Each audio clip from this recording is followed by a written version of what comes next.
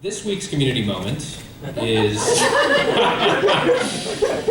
someone who has completely exhausted my ability to come up with original introductions. I spent all morning thinking about it. I'm like, there's nothing I have not said about Lou Kana.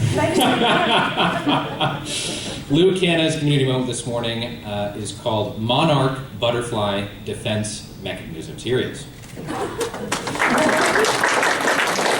For those of you who are regulars here or not, I've done two prior presentations on monarch butterflies. The first was on migration, and the last I titled The Good, the Bad, and the Ugly, because I like the movie. That was about what's happening to the monarchs, why are they disappearing, and what can we do about it. So this is kind of in the middle. This is how monarch butterflies have been able to evolve and survive over the years. Okay, so we talk about defense mechanisms. So each of these has its own slide, so we don't really need to talk about that. By the way, since I like you folks very much, I will tell you that if you don't like really, really bad puns, I will warn you when the last slide is coming. Okay? Alrighty. So, many butterflies have developed defense mechanisms. Thank you, TC. In the tropics reside caterpillars with sharp red spines, and another is actually poisonous to humans. Today, however, we will focus on the defenses that monarch butterflies use. Milkweed, the monarch's natural food plant, is laced with a potent nerve toxin to which the caterpillars themselves are immune. By the way, it's the first 2 or 3 weeks of November where the monarchs who have migrated from Canada go to the mountains of Mexico. So they're coming through here about now. I saw a couple in my backyard about a week ago. So be on the lookout. Okay. The toxins are called cardiac glycosides, or heart poisons, and are derived from the milkweed that the caterpillars feed on.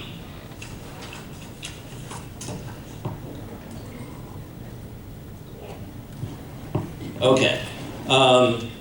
These chemicals are contained in the milkweed and pass through the entire life cycle of the monarch butterflies. These chemicals are extremely distasteful to birds and lizards. Interestingly enough, monarch butterflies always climb upward towards the light. You wouldn't think they would do that because then the birds spot them. We'll figure that out. Interestingly enough, up towards the light, this increases their visibility, making it more obvious to predators that they contain the chemicals. In most cases, the poisons get no farther than a slurry of half-digested leaves in the caterpillar's belly. Chemical protection is best used as a deterrent. There is little benefit in a poison that is not discovered until after a caterpillar has been eaten. So, species with chemical defenses usually advertise their qualities with vibrant colors and memorable patterns. These visual warnings do not always work on inexperienced predators, young birds for instance, but those that have already learned the lesson are likely to steer clear. Okay, warning coloration. The monarch coloration is camouflaged while they are sitting on the milkweed, but as soon as they leave the plant, that striking orange and black coloration makes them stand out wherever they go. So, why don't all the monarchs get eaten by birds? The butterfly is so full of those alkaloids from the milkweed that the same things happen to a bird if it would actually eat the plant. They get sick. So they learn. You do it once, never again.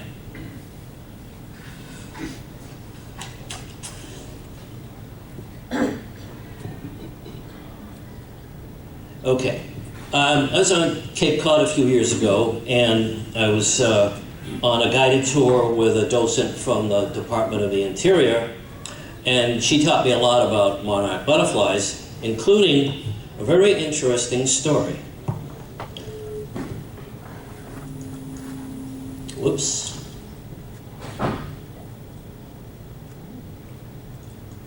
That's not going to work.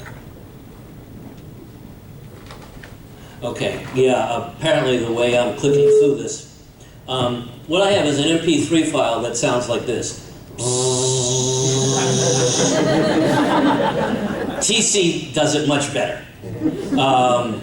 That's the sound of a... She really does. Yeah. When I couldn't find this MP3 file online, she made one for me. It's teamwork, folks. I'll show you. Okay.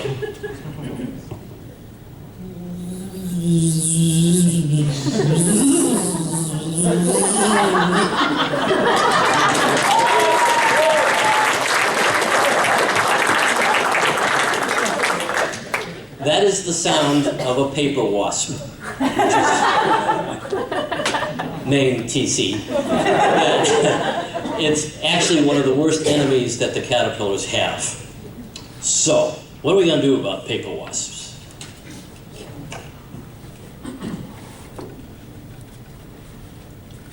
Alright. Many insects are immune to the chemicals inside a monarch butterfly. One of the most damaging of these is the paper wasp. This wasp will lay its eggs in monarch butterfly caterpillars. If the eggs hatch, they will kill the caterpillar. Yeah. When they encounter the wasp, the caterpillar uses defenses like dropping off the plant they are on, or they do this. They twist and shake, which sometimes will discourage the wasp, because now it doesn't know where to land. It twists and shakes and thrashes to dislodge or kill the female wasp, and even, regurgitating onto the wasp to entangle it. Sorry for that right after breakfast. The wriggling can sometimes help by causing the wasp to miss laying the egg on the host and instead place it nearby.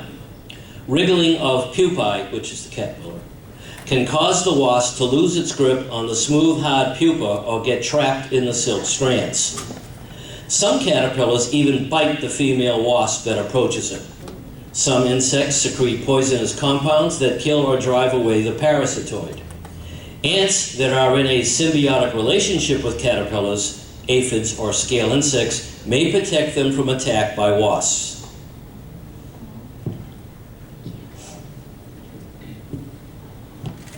And I'm not going to show you this. This is a video of, you can see it online, it's on YouTube, of a paper wasp killing a caterpillar, but I figured since we're all nature buffs here, we're not going to look at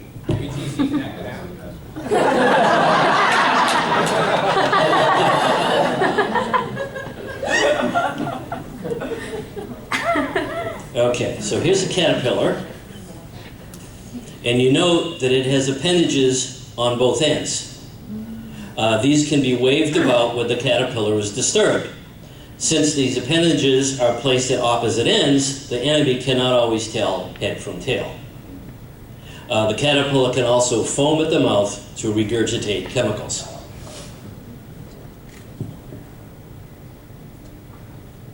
Okay, so.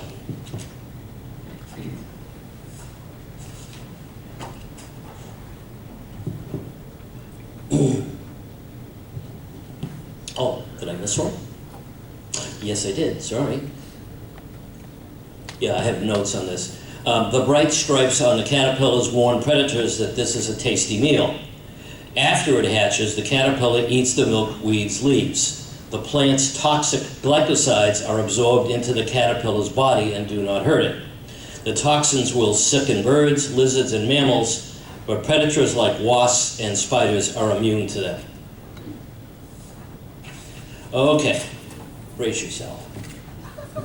This is the thank you Charles Darwin section of my presentation. That's a Viceroy butterfly. Looks a lot like a monarch, doesn't it? There is anecdotal evidence that viceroys are evolving to look more like monarchs because monarchs are more successful. This is known in nature as co-mimicry. Of course, there would have to be many more monarchs than viceroys, or the birds would never learn the lesson. Ready? This is the sincerest form of fluttery.